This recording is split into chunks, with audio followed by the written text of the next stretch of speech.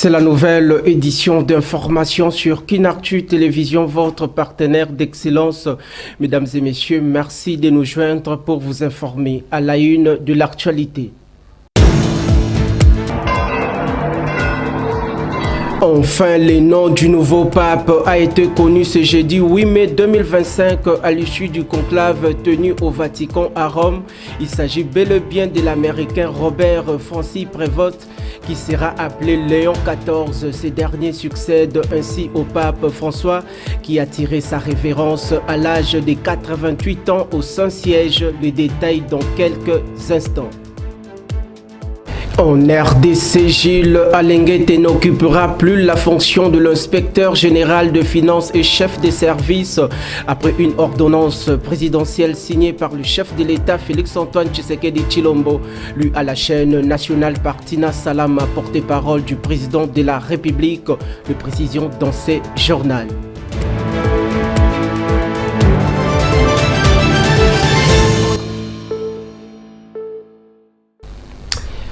Merci pour la confiance renouvelée à Kinactu TV. De prime abord, sachez que Gilles Alenguete a été officiellement remplacé à son poste par Bitassi Christophe, nommé en qualité de l'inspecteur général de finances et chef des services au sein de cette institution étatique après la signature d'une ordonnance présidentielle procédée par le chef de l'État Félix-Antoine Tshisekedi Tshilombo, qui a été lu à la chaîne nationale par sa porte-parole Tina Salama. Voici dans cet extrait choisi par votre rédaction.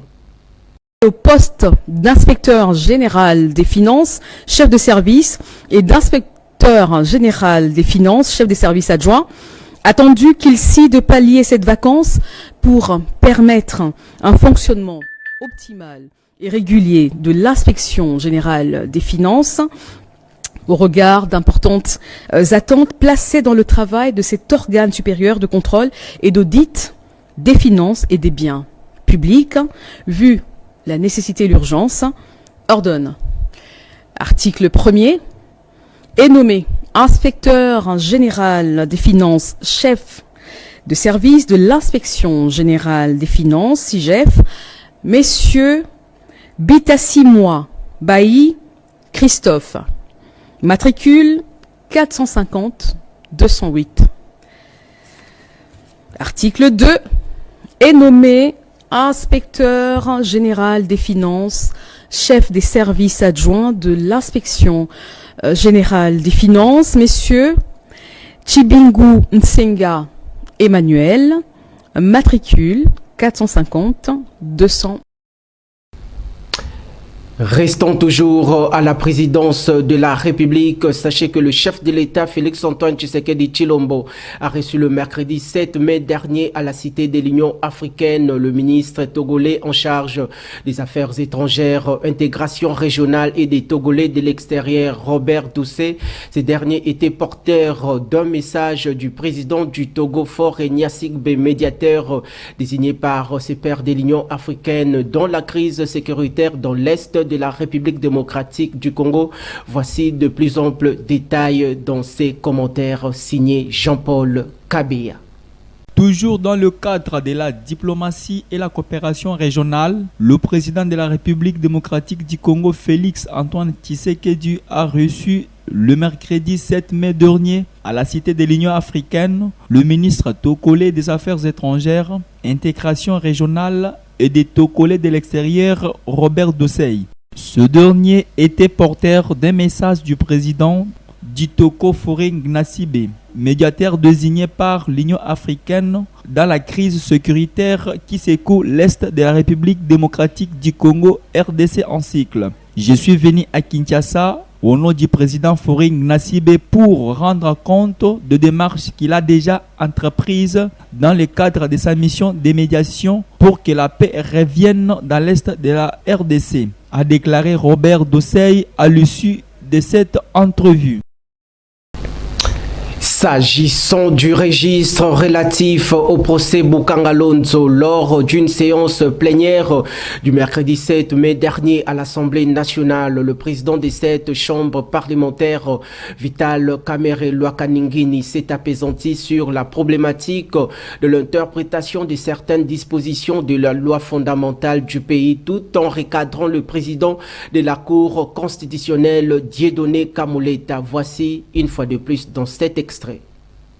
L'Assemblée nationale n'était pas officiellement informée par la Cour constitutionnelle du dossier Matata, si ce n'est l'intéressé lui-même, ici en plénière, en présence de tous les députés, pour dire qu'il est convoqué pour être jugé. Et votre président a écrit à la Cour constitutionnelle, non pas pour susciter un pugilat entre des institutions, mais pour rappeler seulement l'article 107 de la Constitution et pour dire que ce sont des questions en tant que grands responsables nous pouvions traiter sans étaler en public. Puisque si le président de la Cour constitutionnelle m'avait écrit, j'allais l'appeler pour lui rappeler 2 ou 3 petites choses seulement. Puisque les juristes sont très forts. D'abord, j'allais lui poser la question en quelle qualité lui peut interpréter la loi. Il est président de la Cour constitutionnelle, mais n'est pas la Cour constitutionnelle. 2, nous avons des cas dans le passé.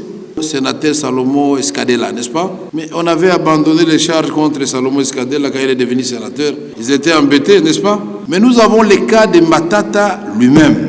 Mais c'est eux-mêmes, après avoir levé les immunités au Sénat, qui ont dit nous allons stopper la procédure de Matata, je ne sais pas quoi, le Sénat avait donné son autorisation, pour lui permettre de se présenter comme candidat président de la République et député national. Est-ce que Kamerhe était là? Mais alors, et s'il était élu président de la République? Je pose la question.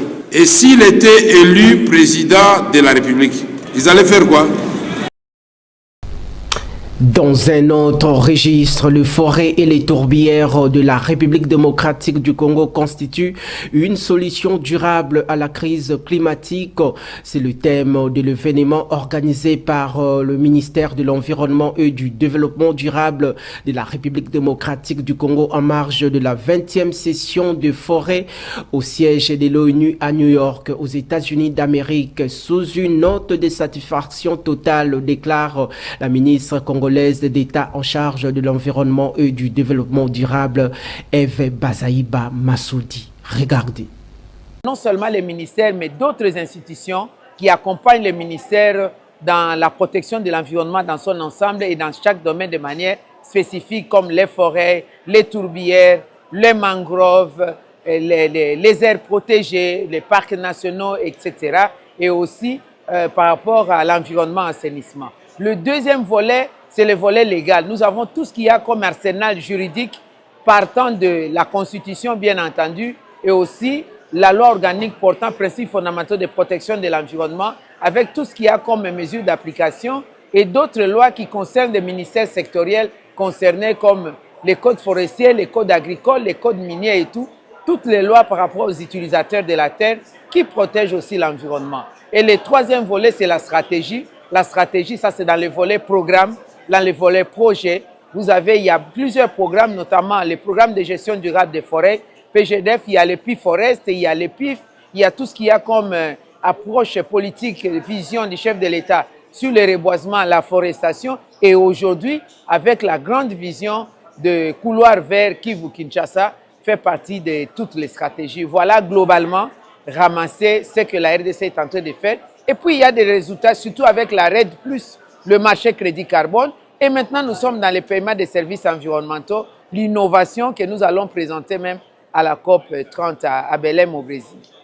Vous savez, le bassin du Congo, c'est le deuxième massif forestier, mais devenu aujourd'hui le poumon le plus important du monde, donc le premier poumon du monde à côté du bassin de l'Amazonie. Et au sein de ce bassin du Congo, c'est la RDC qui a la grande part. C'est pourquoi la RDC ne parle pas seulement pour elle-même, mais parle aussi globalement pour les comptes du bassin du Congo. Nous avons mis l'accent aussi sur nos potentiels qui nous renvoient à la responsabilité. Nous avons mis l'accent aussi sur comment lier les besoins de l'oxygène et les besoins du pain, c'est-à-dire la conservation des forêts pour protéger l'environnement, mais aussi tenir compte du vécu quotidien des communautés locales qui ont besoin de leur survie, c'est-à-dire lier l'utile à l'agréable, lier les besoins du pain et les besoins de l'oxygène. Voilà.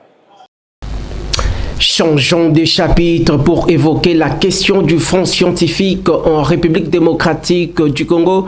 La ministre en charge de l'enseignement supérieur et universitaire Marie-Thérèse Sombo séjourne depuis le mercredi 7 mai dernier dans la ville de Mbujimayi, chef-lieu de la province du Kasaï oriental, où elle va tenir plusieurs activités, y compris la sensibilisation à l'éveil patriotique. Regardez.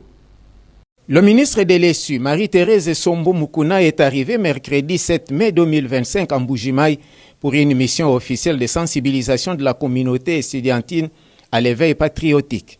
À sa descente d'avion, elle a été accueillie par le vice-gouverneur de province Augustin Kayembe Moulemena. À ses côtés, les recteurs et les DG des institutions universitaires du Kasaï oriental. Après les cérémonies protocolaires d'accueil, la ministre de l'ESU s'est noyée dans une foule compacte des combattantes et combattants de l'UDPS, son parti politique, et ceux de l'Union sacrée qui l'ont contraint à faire le pied. C'est au terrain de tennis du club Miba qu'un podium a été installé pour son message. Après le mot de circonstance de l'abbé Chibaka, recteur de l'UEM, et celui du président des étudiants, le gouverneur de province, Jean-Paul Mboué-Bouakapo, a félicité la ministre pour son patriotisme avant de lui souhaiter la bienvenue en Mbujimayi. Dans son discours sous un soleil accablant, Marie-Thérèse Sombo a appelé la communauté estudiantine à l'amour de la patrie, car celui qui aime ne trahit pas. L'exemple de Félix-Antoine Tshisekedi Tshilombo est copié par Judith Suminwa Tuluka, a-t-elle dit. C'est donc notre modèle à tous. C'était avant de se confier à la presse. Je voudrais qu'il y ait effectivement un éveil de conscience de la communauté universitaire et si possible, même pour tous les Congolais, étant donné que nous sommes de l'enseignement supérieur et universitaire, pour faire avancer les choses et pour booster le développement de notre pays. Abordons à présent le registre sécuritaire dans la partie orientale de la République démocratique du Congo. Vous le savez certainement que le vice-premier ministre et ministre en charge de la défense nationale et des anciens combattants, Guy Kabombo Mwadiamvita, a reçu en audience le mercredi 7 mai dernier les caucus de députés de la province de l'Ituri. Cette rencontre a permis d'évaluer de manière approfondie cette situation sécuritaire dans cette région de la partie orientale de la République démocratique du Congo. Au cours de cet entretien, les élus ont salué les efforts consentis de l'état-major général ayant conduit à une relative accalmie sur terrain. Suivez. La situation sécuritaire dans la province de l'Ituri a été passée au peigne fin par le caucus des députés de cette partie du pays pendant qu'ils échangeaient avec le vice-premier ministre, ministre de la Défense nationale et des anciens combattants. Ces élus ont salué le travail assidu abattu par l'état-major général, travail qui a débouché à l'accalmie observée depuis un moment. Ces élus ont également mis en relief le passage du chef d'état-major général chargé des opérations, le lieutenant-général Tchali Gonza. Sa récente rencontre avec l'armée ougandaise et les efforts menés dans le processus de réserve armée de la défense. Ce caucus de députés conduit par son président, l'honorable Pichumbo Dina, a soumis une requête auprès du VPM de la Défense nationale et des anciens combattants, maître Guy Kabombo Mwadiamvita, pour l'accélération par le canal de l'état-major général de l'opérationnalisation de la RAD, mais aussi le renfort de l'effectif des FARDC qui sont à Nyamamba, barrant la route aux rebelles. Nous saluons les efforts qui sont menés dans le processus de la réserve armée de la défense. Ce processus prend du temps. Nous aurons bien aimé que l'état-major général puisse réactionner l'opérationnalisation du processus de la RAD. Parce que c'est un moyen aussi d'utiliser ces jeunes gens qui sont en désœuvrement, qui parfois, le risque de la difficulté de la vie, le mènent sur le chemin qui n'est pas un chemin légal. Très réceptif, maître Guy Kabombo Mwadiamvita a promis aux élus de l'Ituri de mettre les bouchées doubles afin que ces recommandations puissent être suivies d'action. Notons que 44 stagiaires du centre d'entraînement des commandos des forces armées de la République démocratique du Congo des Kotakoli ont été condamnés la semaine passée à la peine de mort par les tribunaux militaires des garnisons de la ville de Guadolite et chef-lieu de la province du Nord, Ubangui, pour la dissipation de munitions de guerre, détention illégale de ces munitions et des armes de guerre, meurtre, tentative de meurtre, terrorisme et pillage. Voici dans ces reportages signés par nos confrères de la presse militaire.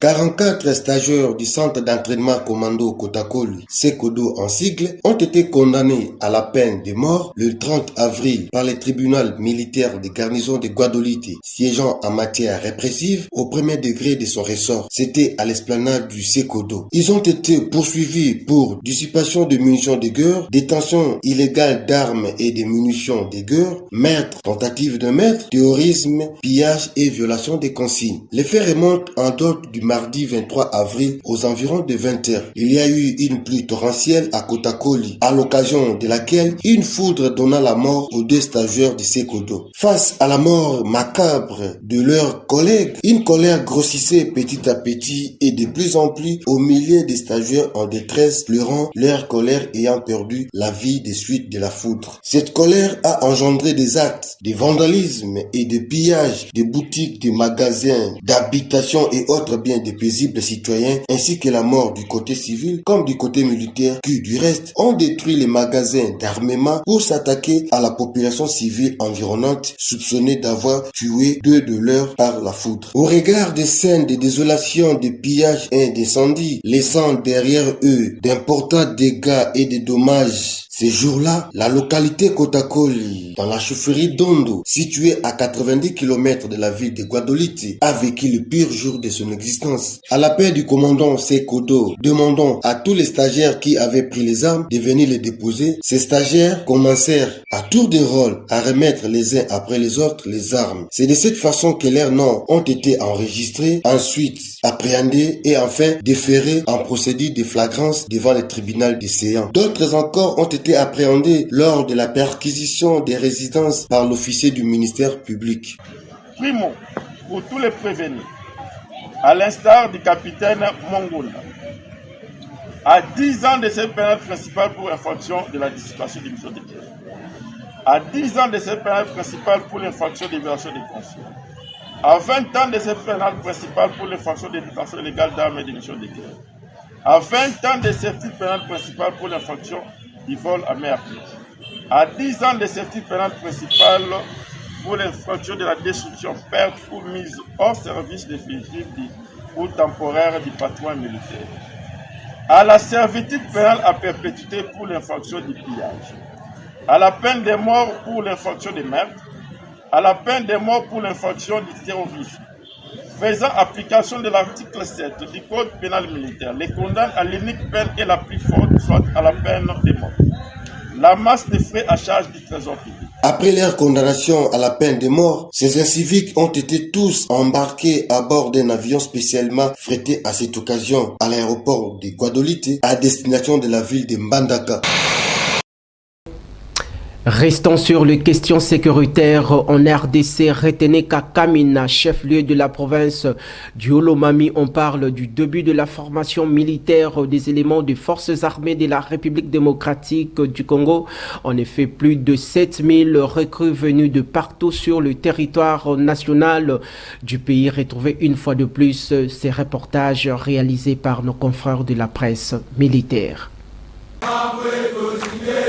7730 recrues venues de différentes provinces de la RDC ont officiellement débuté la formation. Ce mercredi 7 mai 2025 au centre d'instruction de Kamina. Le go de lancement a été donné par le lieutenant-général Bonzamila Mboué-Gilles, chef d'état-major général de FARDC. Arrivé à 11h30 à l'aéroport international de Kamina, le chef d'état-major général a été accueilli par le général de brigade Mouima Batenchi Dieudonné, commandant de la base de Kamina. Entouré des membres du Conseil provincial de sécurité du Olomami de l'aéroport de Kamina, le chef d'état-major général s'est rendu à l'état-major de la base de Kamina où il a reçu le briefing sur la situation générale de la base présenté par le général Mouima. Dans son adresse aux officiers de la base militaire de Kamina, le chef d'état-major général a insisté sur la discipline, l'esprit des corps, la loyauté et la lutte contre les tribalismes et les favoritismes. Aux nouvelles recrues, le lieutenant général Bonza Milambwe Jules a transmis les salutations et les encouragements du commandant suprême Félix-Antoine Tshisekedi et les a félicités pour avoir accepté de servir la nation sous le drapeau en cette période critique. La discipline et les valeurs militaires ont également fait l'objet de son adresse. Yayambo nazali kotindela bino mbote pe longonya kouta epa ya tata mokonzi ya mboka commandant suprême na biso oyo atindaki na lombango naya isika obozali oyambi yango ya mibale nazali pe kopesa bino matondi mpona kondima apel ya mokonzi ya mboka parce que ezali moto nyonso te andimaki korépondre na appel wana mpona koya koyekola mosala ya mampinga po to défendre mboka na biso. Alors, nos sincères félicitations vous sont adressées. Il fallait officiellement to lancer ouverture ya formation na bino. Ya liboso nazali kobanda nango ezali oyo etali discipline. Yango nde ezali socle. Yango nde ezali fondation ya makambo nyonso oyo ezali kotambusa mosala na biso. Soki tobuki discipline, musala soda kuzesu na sens nango te. Yango monaka soda discipline esengela zana nango bisika nyonso. Discipline nde mama ya likambo pe mama ya mampinga. C'est à 16h locales que le chef d'état-major général a quitté Kamina pour retourner à Kinshasa. En international, c'est à l'issue du second jour du conclave organisé à Vatican devant élire le nouveau pape. En effet, ce jeudi 8 mai 2025 que la fumée blanche a enfin apparu à la cheminée de la chapelle Sixtine, dont le nom du successeur du pape François a été connu. Il s'agit de l'Américain Robert Francis Prévost. Ce dernier sera appelé Léon XIV. Il est né à Chicago, aux USA, en 1955. Voici dans ces reportages de nos confrères de la France 24.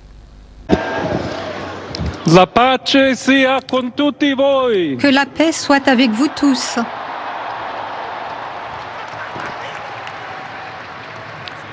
Fratelli, sorelle carissimi. Chers frères et sœurs. Questo è il primo saluto del Cristo risorto. C'est le premier salut du Christ ressuscité, le bon pasteur qui a donné sa vie pour le troupeau de Dieu. Moi aussi, j'aimerais que ce salut de paix puisse entrer dans vos cœurs, puisse rentrer dans vos familles. Je m'adresse à toutes les personnes, où qu'elles soient. Je m'adresse à tous les peuples. Je m'adresse à la terre entière. Que la paix soit avec vous. Le pape qui a donné sa bénédiction à Rome au monde entier le jour de Pâques. Permettez-moi de donner suite à cette même bénédiction. Dieu nous aime, Dieu vous aime tous, et le mal ne gagnera pas. Nous sommes tous entre les mains de Dieu. Nous devons être unis, ne pas avoir peur. Nous devons être main dans la main avec Dieu et entre nous. Nous devons aller de l'avant. Nous sommes tous les disciples du Christ. Le Christ nous a précédés. Le monde a besoin de sa lumière. L'humanité a besoin du Christ afin qu'il soit un pont pour atteindre Dieu et son amour. Aidez-nous, aidez-vous, aidez-nous, aidez-vous à construire les ponts avec le dialogue. Nous devons être tous unis pour être un seul et même peuple en paix. Merci au pape François. Parlons cette fois-ci de valeurs nutritives. Que savez-vous de la carotte? Découvrons ensemble à travers cet élément commenté par notre consoeur Rite Mboua. La carotte fait partie des légumes le plus consommés dans le monde entier. Pour cause, sa saveur douce et sucrée s'est prête à toutes les associations en cuisine et séduit le petit comme le grand. Ce succès est une excellente nouvelle puisque le profil nutrition de la carotte est remarquable et unique. Elle regorge des vitamines et des minéraux essentiels pour la santé, parmi lesquels nous pouvons citer la vitamine A, vitamine B6, vitamine K, vitamine BD, vitamine C, vitamine E, le fer, le phosphore, le potassium. La couleur foncée de la carotte provient de ses très nombreux pigments. Il contribue à prévenir plusieurs maladies, dont les maladies cardiovasculaires et certains cancers. Son jus améliore la capacité antioxydant et les taux de vitamine E dans le sang, en plus de diminuer les cholestérols et les triglycérides du foie et dans le sang. Pour rappel, retenons que la carotte est une excellente source de bêta-carotène, source de fibres douces, bonne teneur en vitamines du groupe B, favorise la santé des yeux et de la peau, fort pouvoir en antioxydants. En météorologie, sachez que demain, le vendredi 9 mai 2025, dans la ville-province de Kinshasa, attendez-vous à de la pluie, dont la température dans la capitale congolaise sera de 22 degrés Celsius, mais la température ressentie sera plus chaude, soit 25 degrés Celsius, tandis qu'à l'après-midi, il y aura quelques nuages légers et de multiples éclaircies. La température atteindra les 31 degrés Celsius, mais la température ressentie sera plus chaude, soit 34 degrés Celsius. Et enfin, dans la soirée, la température retombera à 26 degrés Celsius, mais la température ressentie sera plus chaude, soit 28 degrés Celsius.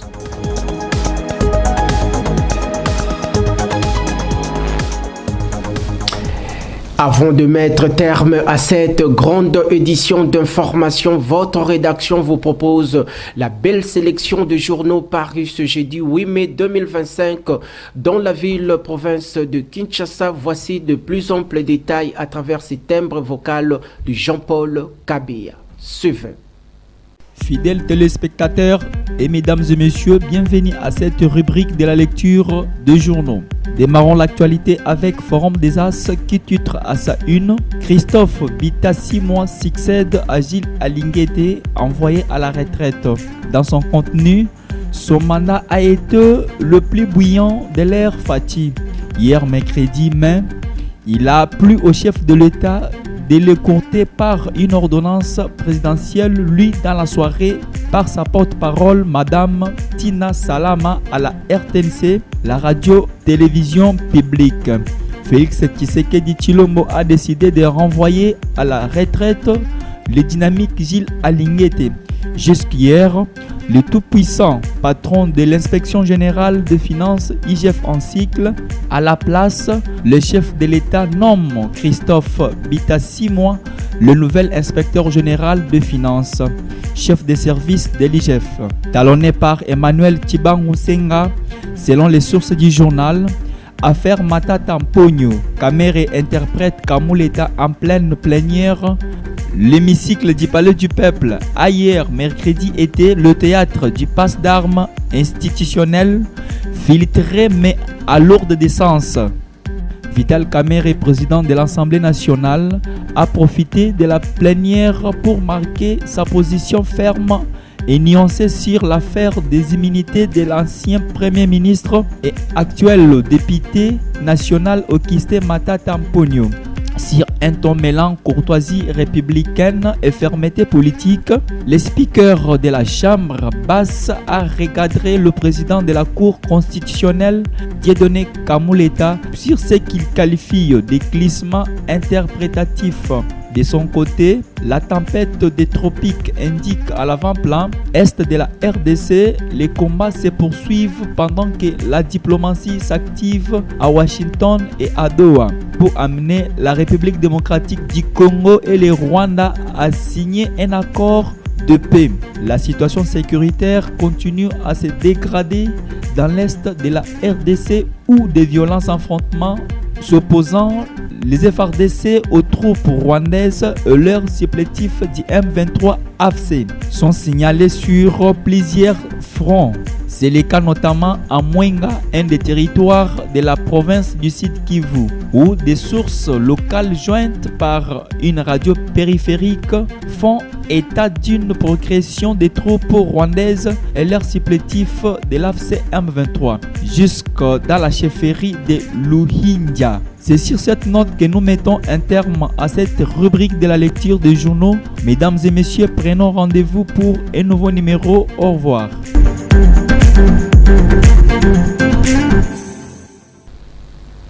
Ainsi prend fin cette session d'information, mesdames et messieurs. Vous qui venez à peine de nous joindre, bien avant de vous quitter, place au rappel des titres.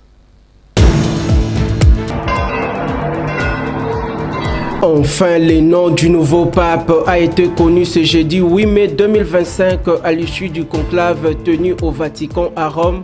Il s'agit bel et bien de l'Américain Robert Francis Prévost qui sera appelé Léon XIV. Ce dernier succède ainsi au pape François qui a tiré sa révérence à l'âge de 88 ans au Saint-Siège. En RDC, Gilles Alenguete n'occupera plus la fonction de l'inspecteur général de finances et chef des services après une ordonnance présidentielle signée par le chef de l'État Félix-Antoine Tshisekedi Tshilombo. Lui à la chaîne nationale par Tina Salama, porte-parole du président de la République.